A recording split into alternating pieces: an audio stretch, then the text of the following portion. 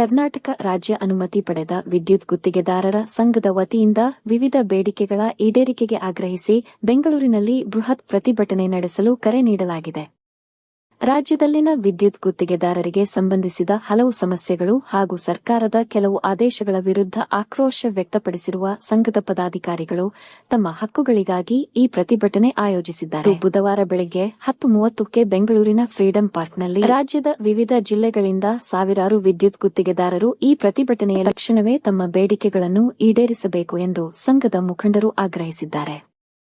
ಇನ್ನು ಸರ್ಕಾರ ಸ್ಪಂದಿಸದಿದ್ದರೆ ಮುಂದಿನ ದಿನಗಳಲ್ಲಿ ಹೋರಾಟವನ್ನು ಮತ್ತಷ್ಟು ತೀವ್ರಗೊಳಿಸಲಾಗುತ್ತದೆ ಎಂದು ಸಂಘದ ಮುಖಂಡರು ಎಚ್ಚರಿಕೆ ನೀಡಿದ್ದರು.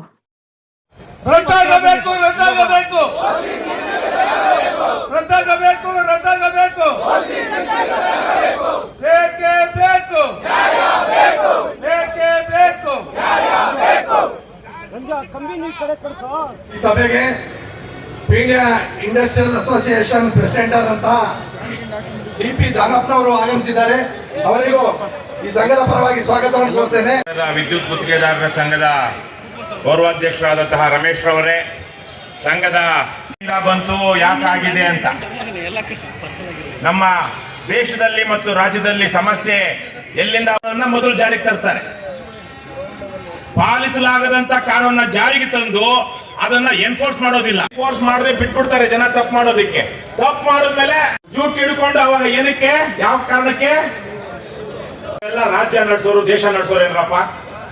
ಯಾಕೆ ನೀವು ಇವತ್ತು ಫುಟ್ಪಾತ್ ಅಲ್ಲಿ ಬೆಂಗಳೂರಲ್ಲಿ 30-40 ಸೈಟ್ ಕಟ್ಟಿ ಪಾಪ ಆ ಸೆಟ್ ಬ್ಯಾಕ್ ಎಲ್ಲ ಬಿಟ್ಟಿರೋರಿಗೆ ಸಮಸ್ಯೆ ಕೊಡ್ತಾರೆ. 31-41ಗೆ ಬಿಡಿ ಕಟ್ಟಿದ್ದ, ಆ ಕಡೆ ಸೆಟ್ ಬ್ಯಾಕ್ ಇಲ್ಲ, ಈ ಕಡೆ ಅದರದ್ದು ಯಾವುದೇ ಆಗಿದೆ. ಸರ್ಕಾರ ನೀವೇನೋ ಗುತ್ತಿಗೆದಾರರ ಸಂಘದಿಂದ ಬಂದು ಎಷ್ಟು ಸೂಟ್ ಕೇಸ್ ಕೊಡ್ತೀವಿ. ಕಾಂಟ್ರಾಕ್ಟರ್ಸ್ ಏನ್ ಹೇಳಿದ್ರು, ಬಿಜೆಪಿ ಸರ್ಕಾರದಲ್ಲಿ ಕೊಟ್ಟಂತದನ್ನ ನೀವೆಲ್ಲ ಬೇಡ ಬೇಡ ಅಂತ ತಗೊಂಡು ಇಂಪ್ಲಿಮೆಂಟ್ ಸರ್ಕಾರ, ಅವರು ಯಾವುದೇ ಸರ್ಕಾರ ಕೊಟ್ಟಂತಹ ದೇಶದೊಂದಿಗೆ ಸಹಿ ಮಾಡಿದ್ಮೇಲೆ ಮುಂದೆ ಬಂದಂತಹ ಸರ್ಕಾರವೂ ಸಹ ಅದಕ್ಕೆ ಬದ್ಧವಾಗಿರ್ಬೇಕು. ಡಿಸಿಷನ್ ತೆಗೆದುಕೊಳ್ಳೋದು ಕಾನೂನಾತ್ಮಕವಾಗಿ ಸ್ವಲ್ಪ ತೊಡಕು ಇದೆ ಅನ್ನೋಂತ ಒಂದು ಹಂತದಲ್ಲಿ ಎಸ್ ಹಂತದಲ್ಲಿ ಸಾಕಷ್ಟು ಚರ್ಚೆಗಳಾಗಿದೆ. ಪದಾಧಿಕಾರಿಗಳ ಜೊತೆಗೆ ಚರ್ಚೆ ಆಗಿದೆ. ಇವತ್ತು ಬೆಳಗ್ಗೆಯಿಂದ ಸುಮಾರು ಈಗ 5 ಗಂಟೆಯ ತನಕ ತಾವು ಸುದೀರ್ಘವಾಗಿ ಇದಕ್ಕೆ ಸಂಬಂಧಪಟ್ಟಂತೆ ಚರ್ಚೆಯನ್ನ ಮಾಡಿದ್ದೀರಿ. ಮಧ್ಯಾಹ್ನ ನಾನು ಒಂದು ರೌಂಡ್ ಬಂದು ಹೋದೆ. ತಮ್ಮದಿನ್ನೂ ಇನ್ನೂ ಚರ್ಚೆಗಳು ಮುಗ್ದಿರಲಿಲ್ಲ. ರಮೇಶ್ ಅವರು ಬಂದು ನಾನು ಆಮೇಲೆ ಮುಗಿದ ಮೇಲೆ ಹೇಳಿ ಕಳಿಸ್ತೀನಿ ಅಂತ ಹೇಳಿದ್ರು. ಸುಮಾರು 1:30-2 ಗಂಟೆಗೆ ಒಂದು ರೌಂಡ್ ನಾನು ಬಂದು ಹೋದೆ. ಈಗ ಮುಖ್ಯವಾಗಿ 5-6 ವಿಷಯಗಳನ್ನ ರಮೇಶ್ ಅವರು ಈಗ ಚರ್ಚೆ ಮಾಡಿದ್ದಾರೆ, ಮನವಿಯಲ್ಲಿ ಕೂಡ ನಮಗೆ ಕೊಟ್ಟಿದ್ದಾರೆ. ಅದರಲ್ಲಿ ಪ್ರಮುಖವಾದದ್ದು ತಾವೆಲ್ಲರೂ ಈ ಬಂದಕ್ಕೆ ಕಾರಣವಾದಂಥದ್ದು ಓಸಿ ವಿಚಾರ. ಅಂದ್ರೆ ನಾವೀಗ ಏನು ಸುಪ್ರೀಂ ಕೋರ್ಟ್ ನ್ಯಾಯಾಲಯದ ಆದೇಶದ ಮೇರೆಗೆ ಈಗ ಎಲ್ಲಾ ಕಟ್ಟಡಗಳಿಗೂ ಓಸಿ ಇಲ್ಲದೆ ನಾವೇನು ಕನೆಕ್ಷನ್ಸ್ ಕೊಡ್ತಾ ಇಲ್ಲ. ಅದು ಪ್ರಮುಖವಾದ ವಿಷಯ ಆಗಿದೆ. ತಾವು ಈಗಾಗಲೇ ಸುಮಾರು 1 ವರ್ಷದಿಂದ ತಾವು ಇಲ್ಲೇ ಒಂದು ಪ್ರತಿಭಟನೆಯನ್ನ ನೀವು ಮಾಡಿದ್ರಿ. ನಾನೇ ಒಂದು ಮನವಿಯನ್ನು ಸ್ವೀಕರಿಸಿದೆ. 16 ಬಾರಿ ಸರ್ಕಾರದಲ್ಲಿ ಉನ್ನತ ಮಟ್ಟದಲ್ಲಿ ಸಭೆಗಳಾಗಿದೆ. ಏನಾದರೂ ಮಾಡಿ ಗ್ರಾಹಕರಿಗೆ ನಾವು ಈ ಸಮಸ್ಯೆಯನ್ನು ಬಗೆಹರಿಸಿಕೊಡ್ಬೇಕು ಅನ್ನೋಂಥದ್ದು ಸನ್ಮಾನ್ಯ ಮುಖ್ಯಮಂತ್ರಿಗಳು, ಸನ್ಮಾನ್ಯ ಉಪಮುಖ್ಯಮಂತ್ರಿಗಳು, ಸನ್ಮಾನ್ಯ ಇಂಧನ ಸಚಿವರು ಬರಬೇಕು ಅಂತ ಡಿಮ್ಯಾಂಡ್ ಇಟ್ಟಿದ್ದು. ತಾವೇ ಹೇಳಿದ್ರಿ ಡೆಲ್ಲಿಗೆ ಹೋಗಿದ್ದಾರೆ ಅಂತ.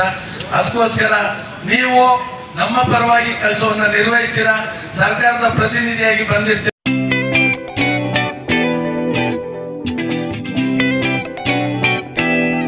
ಕೊಡುವ ಮುಖಾಂತರ ಸಂಪರ್ಕವನ್ನ ಕೊಡಬೇಕು. ಈಗಾಗಲೇ 18/9/2025 ಒಂದು ಕ್ಯಾಬಿನೆಟ್ ಏನು ನಿರ್ಣಯವನ್ನ ಮಾಡಿದ್ದಾರೆ, ಅಧಿವೇಶನದಲ್ಲಿ ಒನ್ ಟೈಮ್ ಟ್ರಾನ್ಸಾಕ್ಷನ್ ಬಗ್ಗೆ ಚರ್ಚೆ ಮಾಡಿ ಸುಗ್ರೀವಾಜ್ಞೆಯನ್ನು ತಂದು ವಿನಾಯಿತಿಯನ್ನು ಕೊಡುವಂತ ಒಂದು ಆದೇಶವನ್ನ ಮಾನ್ಯ ಅಧಿಕಾರಿಗಳಿಗೆ ತಿಳಿಸಿದ್ರು. ಈಗ ಸೆಷನ್ ನಡೀತಾ ಇದೆ. ಆ ಒನ್ ಟೈಮ್ ವಿನಾಯಿತಿಯನ್ನ ನೀಡುವ ಮುಖಾಂತರ ರಾಜ್ಯದ 16 ಲಕ್ಷಕ್ಕೂ ಅಧಿಕ ಕಟ್ಟಡಗಳಿಗೆ ವಿದ್ಯುತ್ ಸಂಪರ್ಕದಿಂದ ವಂಚಿತರಾಗಿರುವಂತಹ ಗ್ರಾಹಕರಿಗೆ ಅನುಕೂಲ ಮಾಡಿಕೊಡ್ಬೇಕಂದ್ರೆ ನಾನು ಸಮಸ್ಯೆ ಕಳೆದ 11 ತಿಂಗಳಿಂದ ಯಾವುದೇ ಕಟ್ಟಡಗಳಿಗೆ ವಿದ್ಯುತ್ ಸಂಪರ್ಕ ಇಲ್ಲ. ಅದೇ ಹಾಗೆ ರೈತರು ಕೋಳಿ ಫಾರಂ ಅಥವಾ ಹೈನುಗಾರಿಕೆ ಇತರ ಕೃಷಿ ಚಟುವಟಿಕೆಗಳಿಗೂ ಸಹ ಓಸಿ ಬೇಕು ಅಂತ ಕೇಳ್ತಾ ಇದ್ದಾರೆ. ಅಲ್ಲಿಂದ ಬಂದ್ರೆ ಸ್ಮಾಲ್ ಸ್ಕೇಲ್ ಇಂಡಸ್ಟ್ರಿಗಳು ಕಳೆದ 11 ತಿಂಗಳಿಂದ ಬೆಸ್ಕಾಂ ವ್ಯಾಪ್ತಿಯಲ್ಲಿ ಅಂದ್ರೆ 8 ಜಿಲ್ಲೆಗಳೇ ಒಂದು ಸ್ಮಾಲ್ ಸ್ಕೇಲ್ ಇಂಡಸ್ಟ್ರಿಗೆ ವಿದ್ಯುತ್ ಸಂಪರ್ಕವನ್ನ ಕೊಟ್ಟಿಲ್ಲ. ಅದಕ್ಕೂ ಓಸಿ ಬೇಕು ಅಂತ ಹೇಳ್ತೀನಿ. ಸೊ ಇದನ್ನೆಲ್ಲ ಮನಗಂಡು ಇವತ್ತು ಏನಾಗಿದೆ, ಆರ್ಥಿಕ ಪರಿಸ್ಥಿತಿ ಏನಾಗ್ತಾ ಇದೆ, ಲಕ್ಷಾಂತರ ಜನ ಒಬ್ಬರು ಗ್ರಾಹಕರು ಇವಾಗ ಮಾತಾಡುವಾಗ 6 ಕೋಟಿ ಖರ್ಚು ಮಾಡಿ ನಾನು ಕಟ್ಟಡವನ್ನ ಮಾಡಿದ್ದೀನಿ, 7 ತಿಂಗಳು ಮುಗ್ದಿದೆ, ನಾವು ಸಾವು ಬದುಕಿನ ಮಧ್ಯೆ ಬದುಕ್ತಾ ಇದೀವಿ ಅಂತ ಹೇಳಿ. ಇದು ಸರ್ಕಾರಕ್ಕೆ ಗೊತ್ತಿದೆಯೋ ಇಲ್ವೋ ಗೊತ್ತಿಲ್ಲ. ಕಾಣದ ಹಾಗೆ ಕಣ್ಣು ಮುಚ್ಚಿ ಕೂತಿರುವ ಸರ್ಕಾರ ಅಂತ ಈ ಸಂದರ್ಭದಲ್ಲಿ ಹೇಳಕ್ಕೆ ಹೇಳ್ತೀನಿ. ಈ ಒಂದು ಪ್ರತಿಭಟನೆ ಉದ್ದೇಶ ಸರ್ಕಾರವನ್ನ ತೇಜೋವಧೆ ಮಾಡಬೇಕು ಅನ್ನೋ ಉದ್ದೇಶದಿಂದ ನಾವು ಪ್ರತಿಭಟನೆಯನ್ನ ಮಾಡ್ತೇವೆ. ಸರ್ಕಾರ ಏನು ನಿರ್ಣಯವನ್ನ ಮಾಡಿದೆ ಅದನ್ನ ಜಾರಿ ಮಾಡಲಿ ಅಂತ ಅವರ ಕಣ್ಣು ತೆರೆಸುವ ಒಂದು ಬೃಹತ್ ಪ್ರತಿಭಟನೆ. ನಮಸ್ಕಾರ. ಕರ್ನಾಟಕ ರಾಜ್ಯ ಅನುಮತಿ ಪಡೆದ ವಿದ್ಯುತ್ ಗುತ್ತಿಗೆದಾರರ ಸಂಘ ರಿಜಿಸ್ಟರ್ಡ್ ಬೆಂಗಳೂರು ಅವೆನ್ಯೂ ರಸ್ತೆ ಇದರ ಕೇಂದ್ರ ಸಮಿತಿ ವತಿಯಿಂದ ಇವತ್ತು ನಾವು ರಾಜ್ಯ ಮಟ್ಟದ ಬೃಹತ್ ಪ್ರತಿಭಟನೆ. ಮೂಲ ಉದ್ದೇಶ ಸರ್ವೋಚ್ಚ ನ್ಯಾಯಾಲಯದ ಆದೇಶದ ಪ್ರಕಾರ ಯಾವುದೇ ಕಟ್ಟಡಗಳಿಗೆ ವಿದ್ಯುತ್ ಸಂಪರ್ಕವನ್ನ ನೀಡ್ತಾ ಇಲ್ಲ. ಈ ಆದೇಶ ಡಿಸೆಂಬರ್ 24ರಲ್ಲಿ ನ್ಯಾಯಾಲಯದ ಆದೇಶ ಆಗಿತ್ತು. ಆ ಆದೇಶದ ಹಿನ್ನೆಲೆಯಲ್ಲಿ ರಾಜ್ಯ ಸರ್ಕಾರ 4/4 ನಂತರ ಯಾವುದೇ ಕಟ್ಟಡಗಳಿಗೆ ವಿದ್ಯುತ್ ಸಂಪರ್ಕವನ್ನ ನೀಡ್ತಾ ಇರಲಿಲ್ಲ.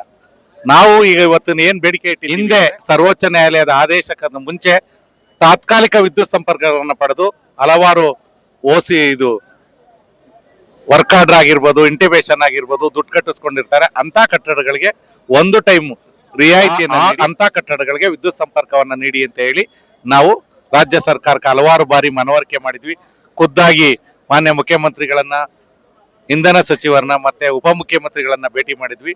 ಅವರು ಅದರ ಫಲವಾಗಿ 30-40 ಸೈಟ್ಗೆ ಗ್ರೌಂಡ್ ಪ್ಲಸ್ 3 ಫ್ಲೋರ್ಸ್ ಅಪರ್ ಫ್ಲೋರ್ಗೆ ಸಿಲ್ಟ್ ಪ್ಲಸ್ 3 ಅಪರ್ ಫ್ಲೋರ್ಗೆ ರಿಯಾಯಿತಿಗಳನ್ನ, ಗ್ರಾಮೀಣ ಪ್ರದೇಶದಲ್ಲಿ ಕೃಷಿ ಚಟುವಟಿಕೆಗಳಿಗೆ ಕೌಶೆಡ್ ಇರ್ಬೋದು, ಕೋಳಿ ಫಾರ್ಮ್ ಇರ್ಬೋದು ಹಾಗೂ ಇನ್ನಿತರಗಳಿಗೂ ಯಾವುದಕ್ಕೂ ವಿದ್ಯುತ್ ಸಂಪರ್ಕ ನೀಡ್ತಾ ಇಲ್ಲ. ಆದ್ರಿಂದ ಇಂಡಸ್ಟ್ರಿ ಕಾರ್ಖಾನೆಗಳಿಗೂ ವಿದ್ಯುತ್ ಸಂಪರ್ಕ, ಕಾರ್ಖಾನೆಗೆ ಇಂಡಸ್ಟ್ರಿಗಳಿಗೂ ಸಂಪರ್ಕ ನೀಡದೇ ಇರೋದ್ರಿಂದ ಹಲವಾರು ಸಣ್ಣ ಪುಟ್ಟ ಕಾರ್ಖಾನೆಗಳಿಗೆ ಮತ್ತೆ ಲೇಬರ್ಗಳಿಗೆ ನಿರುದ್ಯೋಗ ಸಮಸ್ಯೆ ಉಂಟಾಗಿದೆ.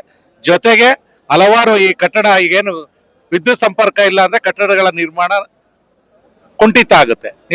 ಲೇಬರ್ಗಳಿಗೆ ತೊಂದರೆ ಆಗುತ್ತೆ. ಗಾರೆ ಕೆಲಸದವ್ರು ಇರ್ಬೋದು, ಪ್ಲಂಬರ್ ಇರ್ಬೋದು, ಪೇಂಟರ್ ಇರ್ಬೋದು, ಬಿಲ್ಡಿಂಗ್ ಸಂಬಂಧಪಟ್ಟ ಏನ್ ಲೇಬರ್ ಇರ್ತಾರೋ ಅವ್ರಿಗೆಲ್ಲರೂ ತೊಂದರೆ ಆಗ್ತಾ ಇದೆ.